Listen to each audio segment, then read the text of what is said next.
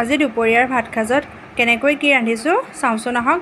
প্ৰথমতে মই এটা প্ৰেছাৰটোতে আলুগুটি আৰু তাৰপাছত কেৰাহীখন পাতি তাত মই অকণমান নহৰু তেল মাৰি এই আলু আৰু অমৰাখিনি বইল কৰি থোৱা ধুনীয়াকৈ এটা পিটিকাৰ নিচিনাকৈ পেষ্ট বনাই নহৰুখিনিতে দি ভালদৰে ভাজি লৈছোঁ।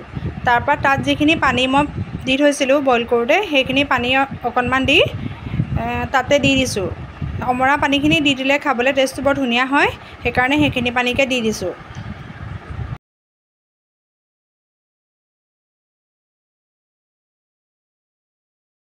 তাৰপাছত ভালদৰে উতল আহিবলৈ দিছোঁ। উতল অহাৰ পাছত মই ধুনীয়াকৈ নিমখ অকণমান দি তাৰপিছত এয়া আমাৰ অমৰা জোল হৈয়ে গৈছে।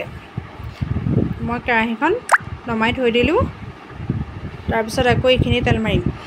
তাৰপিছত মই আকৌ অকণমান নহৰু লৈ তেল মাৰিছোঁ। ইয়াত এতিয়া মই আলু অকণ ভাজি অকণমান নিমখ হালধি দি মই ভেদাইলতা আৰু নৰসিংহ ধুনীয়াকৈ পেষ্ট বনাই ৰস উলিয়াই ৰেডি কৰি থৈছিলোঁ। এতিয়া মই সেইখিনি ইয়াত দি নৰসিংহ জোল আৰু ভেদাইলতা নৰসিংহ জোল বনাম। নৰসিংহ ভেদাইলতাৰ জোলখিনি অকণমান পাতলকৈ পানী নিচিনা কৰি লৈছোঁ, তেতিয়া খাবলৈ ভাল হয়। এইখিনিও এয়া উতল আহিবলৈ আৰম্ভ হৈছে আৰু মই এইখিনি উতল অহাৰ পাছতে কাঢ়ি থৈ দিছোঁ।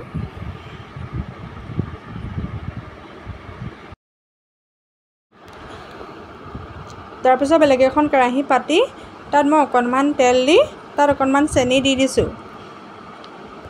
তাৰপিছত পিঁয়াজ আদা নহৰু ধুনীয়াকৈ দি ভাজি এতিয়া ইয়াত মই ৰঙালাও ভাজিবলৈ লৈছোঁ।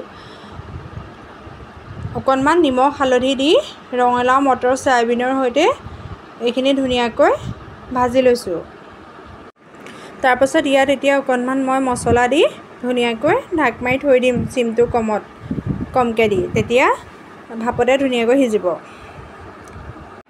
ৰঙালাও ভাজিখিনি পানী শোহালৈকে অকণমান মই এনেকৈ ভাজি থাকিম। তাৰপাছত মই বেলেগ এখন কেৰাহী পাতি লৈছোঁ। তাত মই অকণমান শুকলতি ভাজিম। তাৰ কাৰণে মই অকণমান তেল দিছোঁ। তেলতে নহৰু কেইটামান কাটি টুকুৰকৈ কাটি তাতে দি দিছোঁ। তাৰপাছত মই শুকলতিকেইডাল ধুনীয়াকৈ চাফাকৈ ধুই পখালি কাটি থৈছিলোঁ, সেইকেইডালো তাতে দি দিছোঁ। দিয়াৰ পাছত অকণমান দেৰি লৰাই লৈ তাৰ পাছতহে মই নিমখ হালধি দিম, কাৰণ নিমখ হালধিকণ প্ৰথমতে দিলে ইমান আন্তাজটো ধৰিব নোৱাৰে। ভাজি লোৱাৰ পিছতহে নিমখ হালধিকণ দিব লাগে। মই এয়া নিমখ হালধি দি দিছোঁ। তাৰপৰা অকণমান ভাপতে সিজক। তাৰপাছত এয়া শুকলতি হৈছেগৈ আৰু মই অকণমান লৰাই দিছোঁ। এতিয়া শুকলতি ভাজিখিনিও হৈয়ে গ'ল।